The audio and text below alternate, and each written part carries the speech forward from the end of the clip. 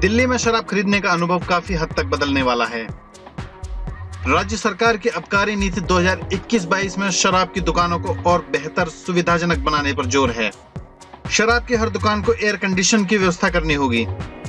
ऐसा इंतजाम होना चाहिए कि ग्राहक दुकान के अंदर आए और बिना भीड़ लगे शराब लेकर चला जाए।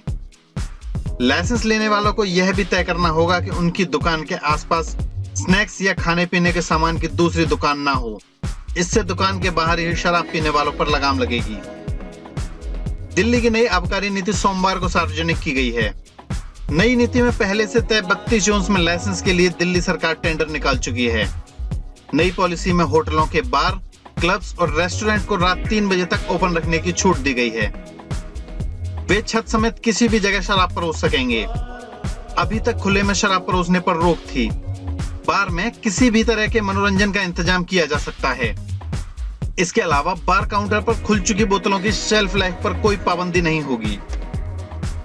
जानते हैं नई पॉलिसी की खास बातें। दुकान पर यह देखना होगा कि कम उम्र के व्यक्ति को शराब न बेची जाए। आईडी चेक किया जाएगा।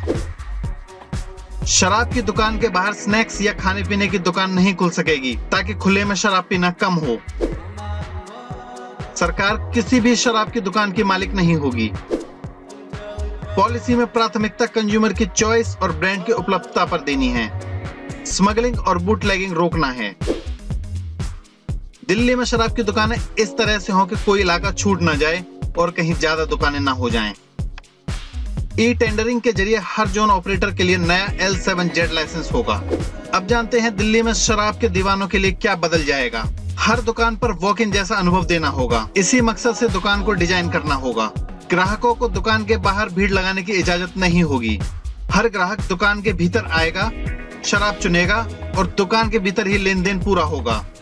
दुकानों में क्लोज्ड ग्लास डोर होना चाहिए, एयर कंडीशन और रोशनी की पर्याप्त व्यवस्था होनी चाहिए। हर दुकान में और आसपास सुरक्षा के पर्याप्त इंतजाम हो। जानते हैं किन बातों की इजाजत नहीं है। दुकान को लेकर आसपास के लोगों की कोई बड़ी शिकायत नहीं आनी चाहिए।